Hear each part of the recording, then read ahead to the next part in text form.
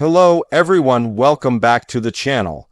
Today we're diving into one of the most dramatic developments in the ongoing conflict between Russia and Ukraine. Reports are emerging that a massive attack has destroyed what is being called the Russia's Crimea corridor, the vital land and bridge connections that link mainland Russia with the Crimean peninsula. This is not just another battlefield event. It's something that could shift the balance of the war, disrupt supply chains, and challenge the very narrative of control that Russia has built around Crimea since 2014. The Crimea Corridor, as it's commonly called, is the lifeline connecting Russia's southern regions with the occupied peninsula. It consists of several critical routes, including the land bridge running through occupied southern Ukraine, railway lines, and of course, the massive Kerch Bridge that spans the strait between Russia and Crimea. This connection allows Russia to transport military hardware, troops, fuel, and essential supplies to its forces across the region. In simple terms, it's the artery that keeps Russia's southern war machine alive.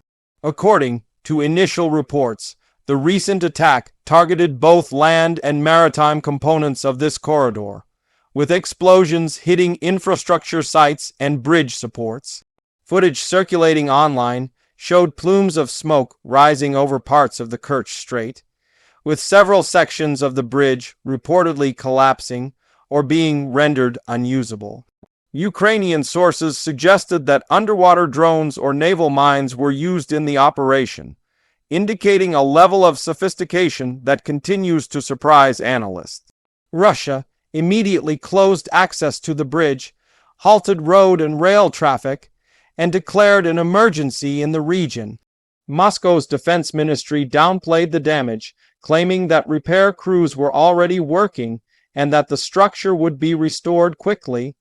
However, satellite imagery and independent sources tell a different story. Extensive structural damage, twisted metal, and partially submerged bridge supports point to a strike that was more devastating than official Russian reports admit. If these reports are accurate, this represents one of the most significant blows to Russian logistics since the full-scale invasion began. The loss, or even temporary closure of the Crimea corridor means that fuel, ammunition, and reinforcements can no longer flow smoothly to Russian positions in the south. Supplies will have to be rerouted by sea or through contested land areas, both of which are riskier and slower. In a war that already hinges on logistics and endurance, this could make a huge difference in the coming weeks. Beyond the practical implications, the symbolic impact is enormous. The Kerch Bridge, opened by Vladimir Putin himself in 2018, has been a symbol of Russia's control over Crimea. Its destruction is more than a logistical setback, it's a psychological one. It tells both the Russian public and the international community that Crimea is not untouchable. Ukraine, with Western intelligence and technology, has shown once again that it can reach deep into what Russia considers secure territory. The timing of the attack is also interesting. As winter approaches, both sides are expected to slow large-scale offensives due to weather conditions. But by striking now, Ukraine could be setting the stage for a longer-term strategy, cutting off Crimea's supplies and forcing Russian troops to operate under constant logistical pressure during difficult winter months. This could make holding occupied territories far more challenging for Moscow. From the Ukrainian perspective, the attack aligns with their broader objective of isolating Crimea. Over the past 2 years, Ukraine has repeatedly targeted Russian airbases, radar stations, ammunition depots, and naval assets on the peninsula. Each successful strike weakens Russia's ability to defend the territory and sustain its forces. This new attack, if confirmed as fully destroying the corridor, would be the most decisive step yet toward that goal. For Russia, the consequences could ripple far beyond the battlefield. Domestically, it creates political tension. The Kremlin has always presented Crimea as an inseparable part of Russia, a symbol of national pride. Any threat to it undermines that narrative and exposes vulnerabilities in Putin's leadership. In past similar events, we've seen Russian officials scramble to control the story, censor reports, and shift public attention. This time, the damage might be too visible to hide. Militarily, the loss of the corridor could force Russia to change its strategy. Moscow might divert more air defense systems and naval patrols to protect the remaining routes, stretching its resources thinner. The Russian Navy in the Black Sea, already targeted by Ukrainian drones, will likely face increased pressure to secure alternative supply lines. This redistribution of resources could weaken Russia's frontline operations elsewhere, especially in eastern Ukraine. Ukraine, on the other hand, gains momentum and morale. Every major strike that undermines Russia's infrastructure sends a message to both domestic and international audiences that Kyiv is not only defending but also taking the initiative. It also reinforces Western confidence in continued military aid, especially at a time when discussions about long-term support are intensifying. However, the escalation risk is real.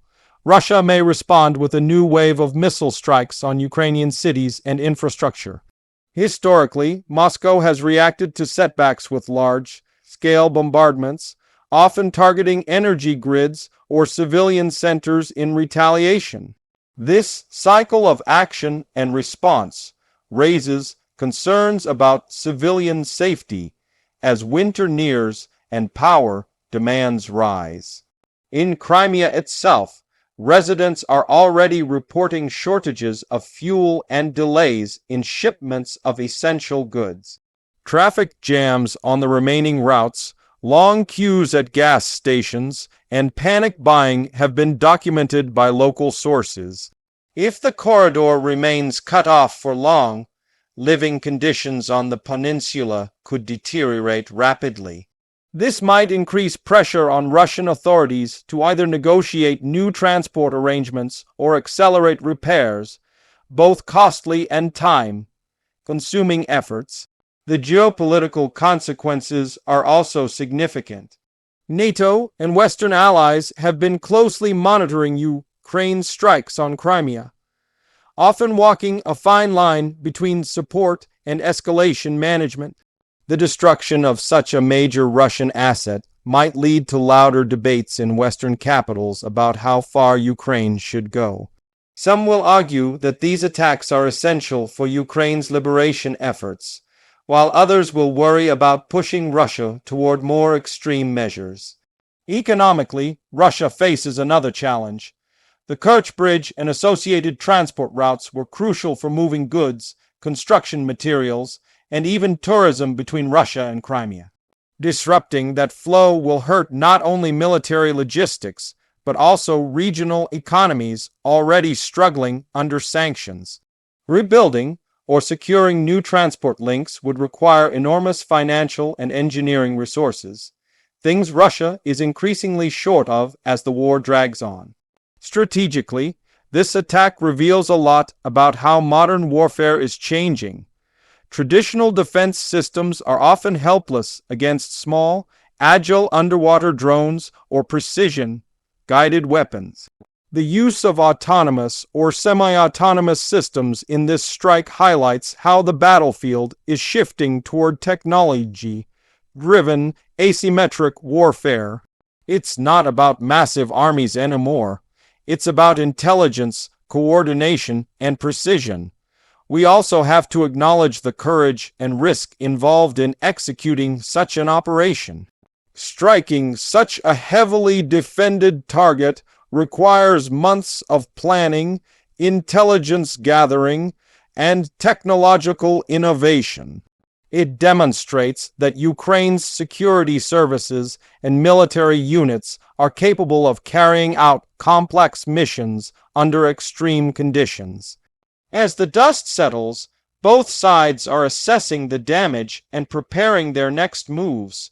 Russia will likely fortify remaining infrastructure and increase its naval presence in the Black Sea. Ukraine, meanwhile, may use this opportunity to intensify attacks on supply hubs in southern Ukraine and Crimea. The psychological advantage of such a high-profile success could inspire further bold actions in the near future. For civilians and observers around the world, this development reinforces the reality that the war is far from over. Despite fatigue and diplomatic efforts to push for peace talks, neither side seems willing to back down. The destruction of the Crimea corridor signals that Ukraine is doubling down on its strategy to weaken Russia's grip on occupied territories before any negotiations take place. The next few weeks will be critical.